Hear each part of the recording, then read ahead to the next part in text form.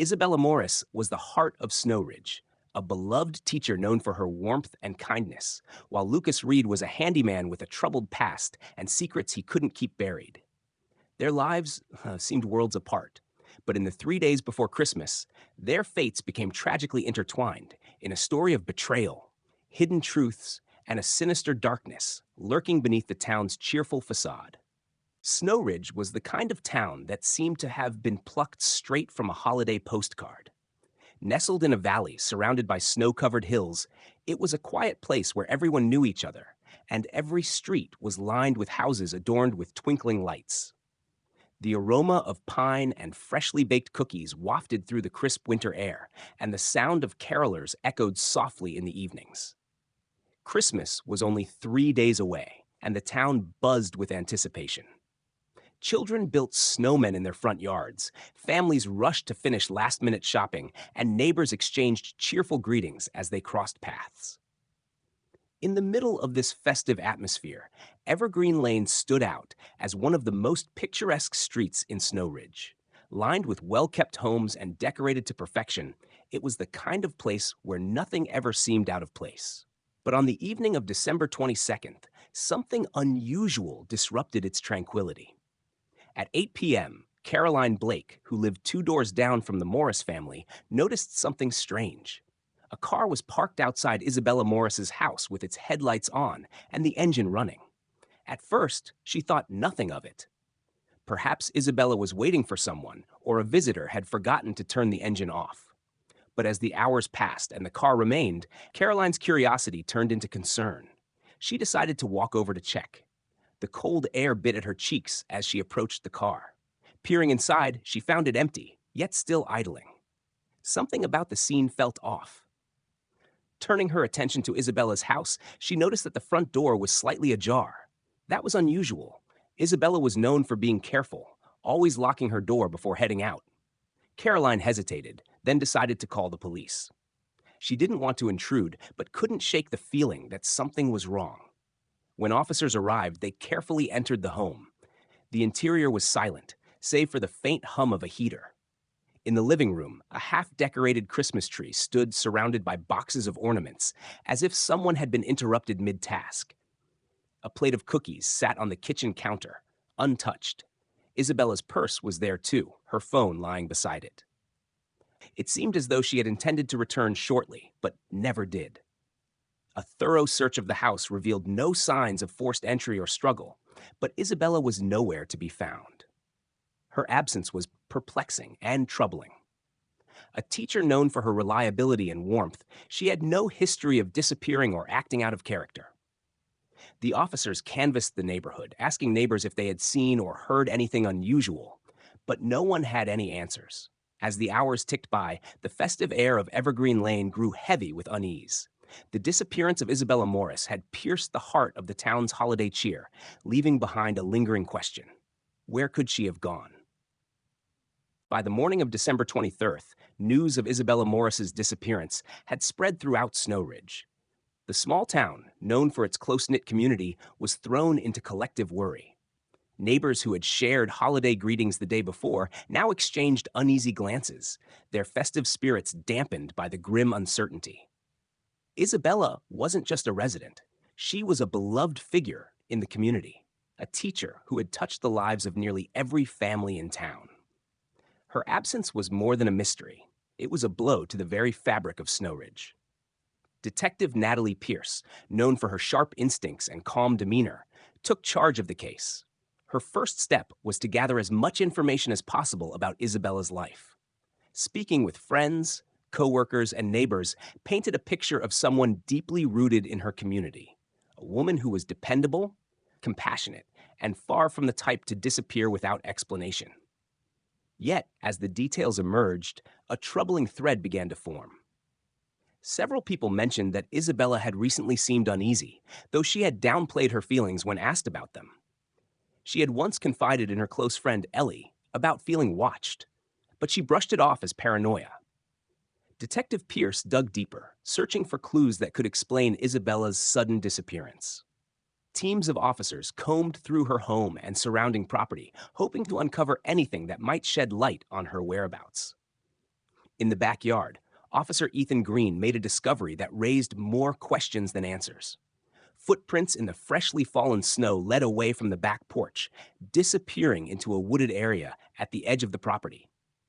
The tracks were faint, partially obscured by the previous night's snowfall, but their presence was undeniable. They were a stark reminder that someone else had been there. The search expanded into the woods, with officers and volunteers methodically covering the area. It was there that Officer Green found something chilling: a single glove, partially buried in the snow, stained with what appeared to be blood. The sight of it sent a shiver through the search party. The glove was carefully bagged as evidence, and Detective Pierce ordered a forensic team to analyze it immediately. Everyone hoped it wouldn't confirm their worst fears, but the unease among the searchers was palpable. As the day wore on, more troubling details began to surface. Isabella's financial records revealed an unusual purchase made just days before her disappearance: a large journal and a lockbox. While the items themselves weren't inherently suspicious, the timing raised eyebrows. What had she intended to document or protect, and why? By the end of the day, the case had grown darker. The blood-stained glove confirmed that Isabella had likely been injured, though how or why remained a mystery. The footprints suggested she hadn't left willingly, and the silence from anyone who might have seen something was deafening. The people of Snow Ridge, so accustomed to safety and familiarity, were now grappling with the terrifying reality that someone in their town might have harmed one of their own. December 24th dawned with a heavy sense of urgency. The discovery of the blood-stained glove and the absence of any clear leads weighed on Detective Natalie Pierce and her team. Snow Ridge, a town that had always seemed safe and untouched by violence, was now in the throes of uncertainty and fear. The festive spirit that had filled the air only days before had all but vanished, replaced by whispers of speculation and mounting dread. The disappearance of Isabella Morris wasn't just an isolated event. It was a chilling disruption to the very core of the community. The investigation turned its focus toward anyone who might have had a connection to Isabella. Among those flagged for questioning was Lucas Reed, a local handyman with a checkered past. Lucas had done work at Isabella's home about a month earlier, fixing a leaky roof and performing some minor repairs. While there had been no complaints about his work, his history raised eyebrows. Lucas had been arrested several times in the past, primarily for disorderly conduct and minor theft, but nothing violent. However, his erratic behavior and quick temper made him a person of interest. When questioned, Lucas denied having anything to do with Isabella's disappearance. He claimed he hadn't seen her since completing the repairs and spent the night of December 22nd at home alone. It wasn't the most convincing alibi, but without concrete evidence, Detective Pierce couldn't act on suspicion alone. Meanwhile, the forensic team analyzing the glove made a grim discovery. The blood on it was a match for Isabella's. This confirmed that she had been injured, likely during or shortly before her disappearance. The revelation spurred the team to dig deeper. With no witnesses coming forward and no clear signs of forced entry into Isabella's home, Pierce suspected that whoever had taken her was someone she knew and trusted, or someone skilled at concealing their intentions. A break in the case came when officers reviewed surveillance footage from a nearby gas station. At 10:30 p.m. on December 22nd, just a few hours after Isabella was last seen, a car resembling Lucas Reed's truck was spotted heading toward the wooded area near her home. The footage wasn't definitive, but it was enough to secure a warrant to search Lucas's property. What they found there would change the course of the investigation. In a locked storage shed on Lucas's property, officers discovered a scarf that was later confirmed to belong to Isabella. They also found an old leather-bound journal. Its pages were torn and water-stained, but what remained was enough to send a chill down Detective Pierce's spine. Isabella had been documenting strange occurrences in the weeks leading up to her disappearance. Objects moved in her home, footprints in the snow outside her windows, and the sensation of being watched. The last entry, scrawled hastily, read, "I know what they're hiding. I can't stay silent." The evidence mounted against Lucas, but the torn journal hinted at something larger. Was Lucas acting alone, or was there a darker truth yet to be uncovered? The questions loomed as Christmas Eve wore on, and Snow Ridge braced itself for answers it wasn't prepared to hear. By the afternoon of December 24th, the case had reached a boiling point.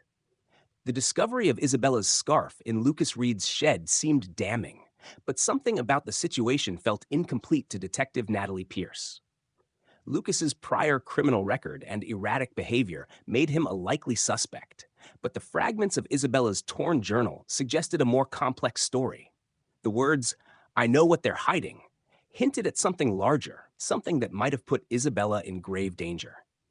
The journal, combined with her recent unease and the cryptic signs of someone watching her, left Pierce with a nagging sense that this case was far from straightforward.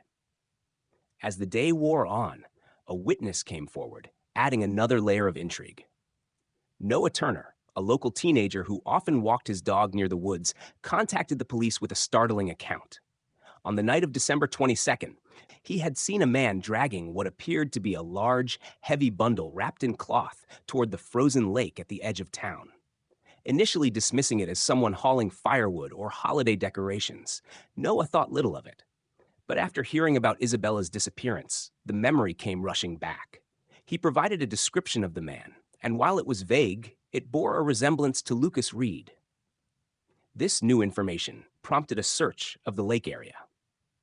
The team worked tirelessly, their breath visible in the freezing air as they broke through the ice. Divers descended into the frigid water, their movements slow and deliberate. Hours passed, the tension growing with every minute. Finally, just before dusk, they made a chilling discovery. Beneath the ice lay a large tarp weighted down with rocks.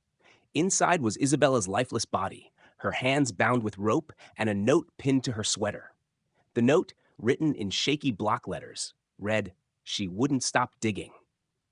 The discovery sent shockwaves through Snow Ridge. Isabella's death wasn't just a tragedy, it was a clear indication that she had stumbled upon something someone was desperate to hide. The note raised more questions than it answered.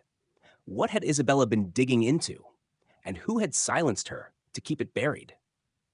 Lucas Reed was arrested later that evening. Under pressure, he admitted to being involved in Isabella's murder, but his confession came with a disturbing twist. Lucas claimed he hadn't acted alone. He described being approached by someone offering a large sum of money to ensure Isabella stayed quiet. While he refused to name this person, his description hinted at someone influential, someone with the power to orchestrate such a cover-up. As the pieces began to fall into place, it became clear that Isabella's murder wasn't a random act of violence. It was part of a larger, more sinister plot. Detective Pierce realized that uncovering the truth would require exposing secrets that had been carefully hidden for years. The town of Snow Ridge, once seen as a haven of safety, now stood on the brink of a revelation that could change everything. Christmas morning in Snow Ridge dawned with a somber quiet. The cheerful anticipation that usually filled the town had been replaced by a heavy sense of grief and unease. Isabella Morris's body had been recovered, and Lucas Reed was in custody, but the answers her death demanded were far from complete. Detective Natalie Pierce and her team worked tirelessly through the night, piecing together fragments of evidence and testimony that hinted at a far-reaching conspiracy. The question that haunted them wasn't just why Isabella had been killed, but what she had uncovered that made her a target. Lucas Reed's confession was chilling, but incomplete. He admitted to binding Isabella and leaving her at the lake, but he maintained that he hadn't acted alone. He claimed he had been coerced by a shadowy figure, a man whose name he refused to reveal, who had approached him weeks earlier. This man had offered him money to monitor Isabella, ensure she didn't cause problems, and, if necessary, silence her. The promise of financial security had lured Lucas in, but when he realized the lengths to which he would be expected to go, it was too late to back out. Despite repeated questioning, Lucas remained tight-lipped about the identity of the person who had orchestrated the crime, saying only that they were too powerful to cross. The torn pages of Isabella's journal provided crucial clues. Forensic specialists recovered faint impressions on the remaining paper, revealing words and phrases she had written before the pages were removed. These fragments painted a picture of someone determined to expose a hidden truth. Isabella had stumbled upon evidence of human trafficking tied to a network operating in the region. She had documented names, locations, and suspicious activity, but her discoveries had made her a target. Further investigation revealed that Isabella's recent unease stemmed from her growing awareness of how deeply entrenched the network was. A series of anonymous notes had been left on her car windshield, warning her to stop digging. She had confided in a close friend that she believed someone was following her, but she didn't want to alarm anyone further without solid evidence. Her persistence in uncovering the truth ultimately led her to an informant, a former member of the trafficking operation, who had provided her with damning documentation. That documentation was missing from her home, leading Detective Pierce to suspect it had been destroyed or stolen after her disappearance. The break in the case came when Lucas's financial records were examined. A recent deposit of $10,000 into his account raised suspicions. Tracing the origin of the funds led to a shell company tied to a well-known businessman in the area. This man, known for his philanthropy and community involvement, had long been above reproach. But as the evidence mounted, it became clear that he was deeply involved in the trafficking operation Isabella had been investigating. Arrests were made across the region on Christmas Day, dismantling the network Isabella had fought to expose. Her bravery had cost her life, but her determination brought justice to others. At a candlelight vigil held in her honor that evening, the people of Snow Ridge mourned her loss while vowing to never forget her courage. In the midst of darkness, her light had revealed a path to justice, a reminder that even in the harshest winter, hope could still bloom.